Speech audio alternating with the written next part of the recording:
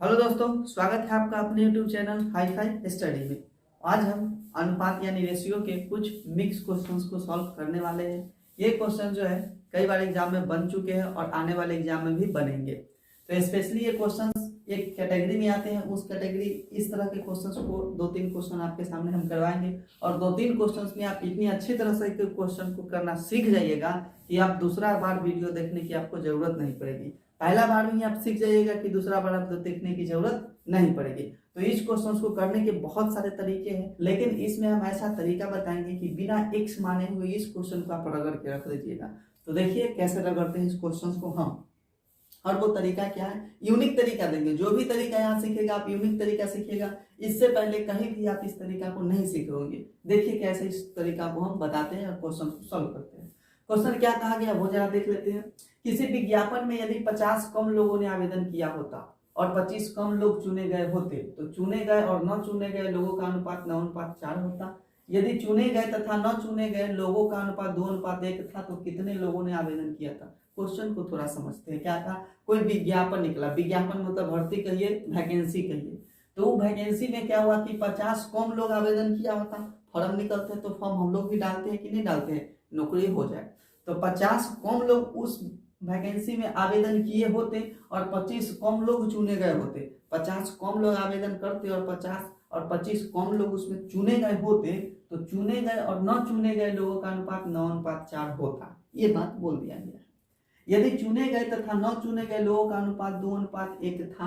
शुरू में कितना था, 2:1 था। तो कितने लोगों ने आवेदन किया था, उस वैकेंसी में कितना लोग आवेदन किया था, ये बात बताना है यहाँ पर। तो देखिए इस क्वेश्चन को करने का एक आसान तरीका क्या है इसमें, कि यहाँ पर अनुपात में क्या दिया गया वो देख लेते हैं कि चुने गए लोगों और न चुने गए लोगों, मतलब 2 प्रकार के लोग हैं। एक चुने गए यानी कह सकते हैं कि सिलेक्टेड लोग, एक कह सकते हैं कि अनसिलेक्टेड लोग। तो हमसे क्या पूछा है, कितने लोगों ने आवेदन किया था, कितने लोगों ने। इसमें हमसे ये न पूछा, यह नहीं है कि कितना चुना गया चाहे कितना नहीं चुना गया। हमसे पूछा है कि टोटल कितना लोग जो है आवेदन किए थे।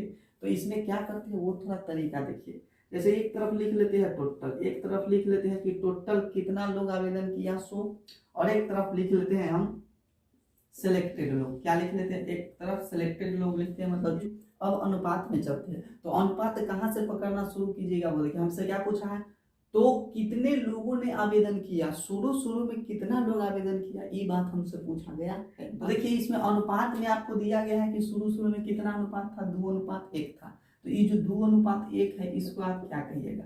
इसमें कौन कौन लोग हैं, चुने गए लोग और न चुने गए लोग हैं। मतलब ये जो है 2 जो है अनुपात, ये चुने गए लोगों का है, मतलब सिलेक्टेड लोगों का अनुपात है। और एक किसका है, तो अनसिलेक्टेड लोगों का अनुपात है। एक किसका है, अनसिलेक्टेड लोगों का अनुपात है।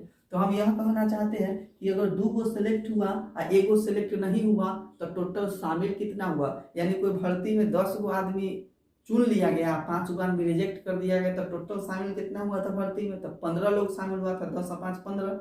तो उसी प्रकार से यहाँ 2 को सिलेक्ट हुआ, 1 को सिलेक्ट नहीं हुआ, तो टोटल कई गो आदमी, 3 गो आदमी।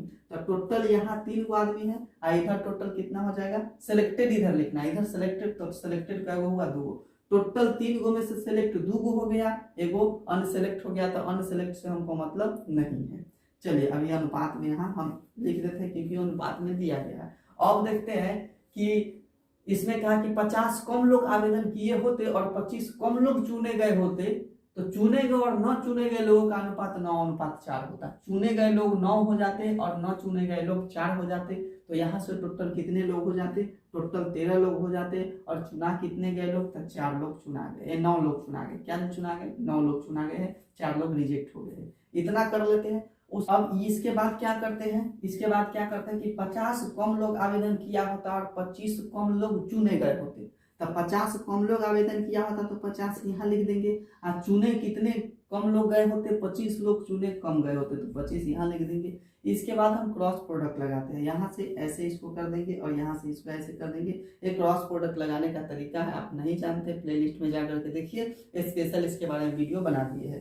तो अब क्या होता है, ये 9 × 27 = 13 × 26, 9 × 27 = 13 × 26, यानी 27 और 26 का अंतर कितना, 1 का अंतर आ जाएगा। यहाँ से क्या देख लेते हैं, यहाँ से देखते हैं कि 9 पचे 45 यानी 450 हो जाएगा, और ये कितना हो जाएगा 25 तिया 75 का 5 हो जाएगा, और 25 और 7 कितना हो जाता है 25 छत 32 हो जाता है, कितना 32 हो जाता है। तो यहाँ से देखते हैं इसका अंतर कितना आ जाता है, तो ये उसमें से 5 गया तो 5 हो जाएगा, और यहाँ कितना हो जाएगा 4 में से 2 जाएगा तो 2, और यहाँ 1 हो जाएगा यानी 125।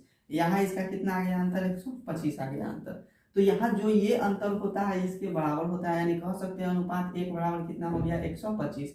हमसे क्या पूछा था, तो कितने लोगों ने आवेदन किया, शुरू में कितना लोग आवेदन किया था, तो शुरू में टोटल कितना आदमी था 3 आदमी था अनुपात में। तो अनुपात 1 का वैल्यू अगर 125 है तो अनुपात 3 का वैल्यू क्या हो जाएगा, तो 3 गुने 125 नहीं हो जाएगा, आप गुना कर दीजिए तो ये हो जाने वाला है हमारा 375। कितना हो जाएगा 375। तो शुरू में 375 लोगों ने आवेदन किया था। इस तरह के क्वेश्चंस को इससे आसान तरीका से बनाया नहीं जा सकता है, कोई इससे आसान तरीका हो ही नहीं सकता है जिससे इस तरह के क्वेश्चंस को बनाया जा सकता है। तो इस तरीका को अपना करके और कई तरह के क्वेश्चन हम बनाते हैं, तो दूसरे तरह के क्वेश्चंस लाते हैं कि इन तरीका को और दूसरे तरह के कौन से क्वेश्चंस में लगा सकते हैं। तो बने रहिए और शांत बैठे रहिए, देखिए दूसरा क्वेश्चन वो भी लाते हैं। तो देखिए दूसरा क्वेश्चन भी उसी तरह का है, इसमें समझना क्या है वो समझिए। देखिए ये क्वेश्चंस कई बार, न जाने कितने बार ये क्वेश्चंस रिपीट किया गया है एग्जाम में, प्रोडक्ट में तक लगाएंगे और इस क्वेश्चन के आंसर पाएंगे। तो समझते हैं क्वेश्चंस क्या है। क्वेश्चन थोड़े डिफिकल्ट होते हैं, कॉम्प्लिकेटेड क्वेश्चन है, लेकिन क्वेश्चंस को बनाने का तरीका हमको आना चाहिए, वो तरीका हम आपको सिखाते हैं। देखिए तरीका किस तरीका से इस क्वेश्चन को बनाते हैं। अक्सर स्टूडेंट्स को देख के ही छोड़ देते हैं कि नहीं इस टाइप का क्वेश्चन हमसे बनने वाला नहीं है। तो चलिए हम आपको बताते हैं कि कैसे आप क्रॉस प्रोडक्ट मेथड को लगा करके इसका आंसर आप ला सकते हैं। युद्ध से पहले किसी सेना में टैंक एवं प्लेन का अनुपात 5:3 था। युद्ध चल रहा है, युद्ध में टैंक का यूज किया जाता है, प्लेन का यूज किया जाता है। तो टैंक और प्लेन का अनुपात 5:3 था युद्ध से पहले। ये कब की बात है, युद्ध से पहले की बात है, 5:3 का अनुपात में था। ठीक है, तो सबसे पहले इसमें हम क्या करते हैं कि हम एक तरफ इसमें क्या चीज लिखा गया, एक टैंक लिखा गया और एक प्लेन लिखा गया। तो एक तरफ हम टैंक लिख लेंगे और एक तरफ हम प्लेन लिख लेंगे। इस तरह के क्वेश्चंस में यही करते हैं, एक तरफ टैंक लिखते हैं एक तरफ प्लेन लिखते हैं।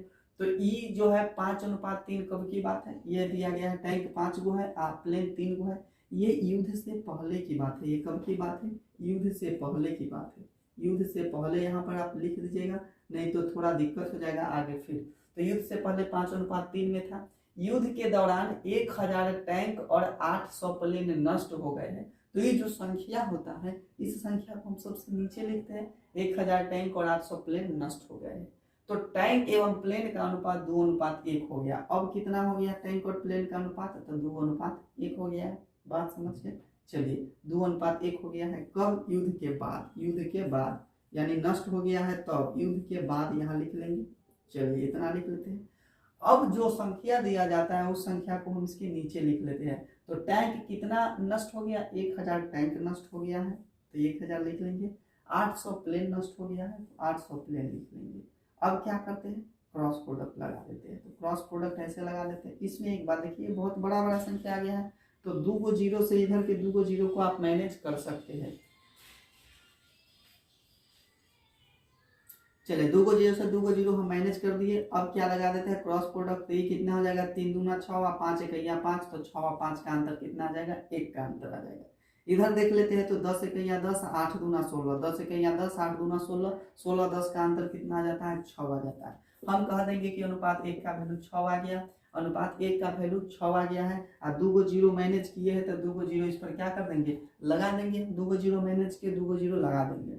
क्या पूछा है हमसे, युद्ध के बाद टैंक की संख्या कितनी है। तो युद्ध से पहले टैंक की संख्या अनुपात में 5 था। तो भाई अनुपात में 5 का वैल्यू कितना हो जाएगा, 6×5 यानी 3000। युद्ध से पहले टैंक की संख्या 3000 था। तो देखिए युद्ध होने के बाद टैंक कितना ध्वस्त हो गया, यानी कितना खत्म हो गया, टैंक 1000 खत्म हो गया। युद्ध से पहले अगर 3000 टैंक था और युद्ध के दौरान जो है 1000 टैंक ध्वस्त हो गया, नष्ट हो गया, तो शेष बचा कितना, कितना बचेगा। तो इसमें से क्या कर लेंगे हम, 1000 ध्वस्त हो गया है ना, तो 1000 को क्या कर लेंगे हम, घटा लेंगे इसमें से, तो कितना बच जाएगा, 2000 बच जाएगा। यानी टैंक की संख्या युद्ध के बाद कितना बचने वाला है, टैंक की संख्या युद्ध के बाद 2000 बचने वाला है। तो अगर इससे परेशान है, घटाने उठाने से परेशान है, तो डायरेक्ट क्या करेंगे वो तरीका देखिए। युद्ध के बाद 2:1 हो गया है। युद्ध से पहले कितना था? तो युद्ध से पहले 5:3 था। अब देखिए ध्वस्त कितना हुआ? टैंक 1000 ध्वस्त हो गया है, तो 1000 लिख दिए। और प्लेन 800 ध्वस्त हो गया है, तो 800 ध्वस्त यानी नष्ट हो गया है। तो ये 0 से 2 को 0 मैनेज आप कर लीजिए, आसान हो जाएगा। क्रॉस प्रोडक्ट आप लगा सकते हैं। क्रॉस प्रोडक्ट लगाने के बाद क्या होता है, यहाँ 3 दूना 6 और 5 1 5, तो 6 और 5 का अंतर कितना हो जाएगा? 1 का अंतर हो जाएगा। यहाँ से क्या निकालते हैं? 8 5 40 और 10 3 30, 40 और 30 का अंतर कितना हो जाएगा? 10 का अंतर हो जाएगा। तो हम कह सकते हैं कि अनुपात 1 बराबर 10 है। तो यहाँ 2 को 0 हम लगाए, हटाए थे, तो 2 को 0 इस पर लगा देंगे। तो अनुपात 1 का वैल्यू अगर 1000 आ जाता है, तो हमसे पूछा युद्ध के बाद टैंक संख्या, युद्ध के बाद कितना अनुपात में था? अनुपात 2 था। तो अनुपात 2 बराबर क्या लगा देंगे हम? 2000 लगा देंगे। तो इस तरह से भी हम इस क्वेश्चन का आंसर ला सकते हैं। तो इस तरह के प्रश्न में, इस तरह के सवालों में अगर आप क्रॉस प्रोडक्ट लगाना सीख रहे हैं तो वीडियो को लाइक कीजिए, चैनल को सब्सक्राइब कीजिए और अपने दोस्तों तक भी पहुंचाइए। तीसरा क्वेश्चन हम लेकर के आए हैं। तीसरा क्वेश्चन क्या कहा गया है वो देखिए। इस क्वेश्चन में भी हम क्रॉस प्रोडक्ट का मेथड लगा सकते हैं। क्या कहा गया है? किसी परीक्षा में पास तथा फेल विद्यार्थी का अनुपात 5:2 है। पास है और फेल है, इसका अनुपात 5:2 दिया गया है। यदि फेल विद्यार्थियों की संख्या 5 से 14 अधिक होता, फेल विद्यार्थियों की संख्या 5 से 14 अधिक होता, तो पास तथा फेल का अनुपात 9:5 होता। पास तथा फेल का अनुपात 9:5 होता, तो कुल छात्र कितने हैं ये पूछा गया है हमसे। क्या आप इसको टोटल करके भी बना सकते हैं कि टोटल विद्यार्थी कितना हो गया? टोटल विद्यार्थी इधर से देखते हैं तो 5:2 है, तो टोटल विद्यार्थी हमारा 7 हो जाएगा। और पास का कितना हो जाएगा अनुपात में? तो पास का अनुपात में 5 हो जाएगा। इस तरह से भी बना सकते हैं, लेकिन यहाँ हमको रिलेशन दिया है पास तथा फेल के बीच, पास तथा फेल के बीच। तो हम क्या करने वाले हैं? पास तथा फेल से ही चलते हैं। तो एक तरफ हम लिख लेंगे पास, एक तरफ हम लिख लेंगे पास, और एक तरफ लिख लेते हैं फेल, लिख लेते हैं। तो कितना अनुपात था देखिए? 5:2 के अनुपात में था। उसके बाद क्या कहा कि फेल विद्यार्थियों की संख्या 5 से 14 अधिक हो, तो पास और फेल का अनुपात जो है 9:5 हो जाता है। कितना हो जाता है? 9:5 हो जाता है। ठीक है, ये हो जाता है। अब एक बात और क्या क्या है वो देख सकते हैं। फेल विद्यार्थियों की संख्या 5 से 14 अधिक है। 5 से 14 अधिक कौन है? फेल होने वाला। तब फेल के सामने लिख देते हैं 14, और 14 अधिक है मतलब 14 को ज्यादा है फेल होने वाला।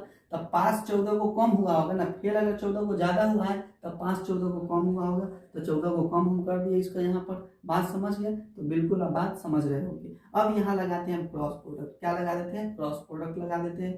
तो ये क्या हो जाएगा? ये 50 25 और 9 दूना 18, 25 18 का अंतर कितना आ जाएगा? 7 आ जाएगा। यहाँ ध्यान दीजिएगा, हमेशा हम अंतर निकालते हैं। अब यहाँ क्या करते हैं वो देख लीजिए। यहाँ हो जाएगा 14 9 126, 14 9 126। ये प्लस माइनस का भी आपको ध्यान में रखना है। ये प्लस है और ये माइनस है, तो 14 9 126 हो जाएगा ये प्लस का। ये 14 25 कितना हो जाएगा? 70 हो जाएगा। 14 25 कितना? 70, और माइनस का 70 क्या हो जाएगा? माइनस का 70। तो माइनस का 70 ये हो जाएगा हमारा, माइनस का यहाँ पर ये 70 हो जाएगा। हम क्या करते हैं कि 126 में से -70 को घटा लेते हैं, तो गलती हो जाएगा।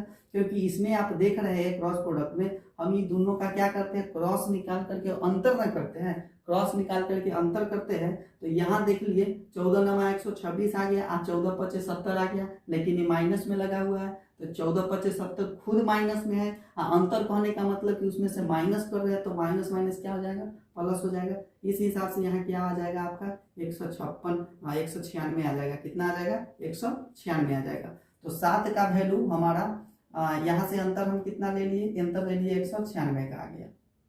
ठीक है, तो 7 का वैल्यू हम क्या लिख सकते हैं कि अनुपात 7 बराबर 196 दिया गया है। तो अनुपात 1 बराबर क्या निकाल सकते हैं आप? 1 बराबर निकाल सकते हैं 7 गुना 14 का 4 हो जाएगा, और यहाँ चला जाएगा 7 8 56 हो जाएगा। यानी अनुपात 1 का वैल्यू आप 28 निकाल लिए हैं। हमसे क्या पूछा है वो देखते हैं। तो कुल छात्र कितने थे? कुल छात्र निकाला है। यहाँ हम किससे बनाए हैं? पास और फेल से बनाए हैं। तो पास अगर 5 गो हुआ, फेल अगर 2 गो हुआ, तो टोटल कितना हुआ था?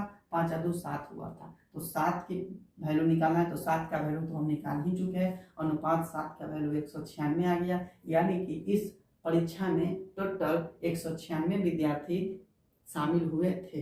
तो इस तरह से क्रॉस प्रोडक्ट का यूज करके हम बहुत ही डिफिकल्ट क्वेश्चंस को बहुत ही आसानी से बना सकते हैं। ये क्वेश्चंस बहुत ही डिफिकल्ट तरीके से बनाए जाते हैं और बनाए जाते रहे हैं, लेकिन आज के बाद आप इन क्वेश्चंस को क्रॉस प्रोडक्ट मेथड का यूज करके बहुत ही आसानी से आप बना सकते हैं। अगर मेरे पढ़ाने का तरीका अच्छा लगा हो, वीडियो को लाइक कीजिए, चैनल को सब्सक्राइब कीजिए और अपने दोस्तों तक इस बात को शेयर कीजिए। मिलेंगे नेक्स्ट वीडियो में नए टॉपिक के साथ, तब तक के लिए जय हिंद।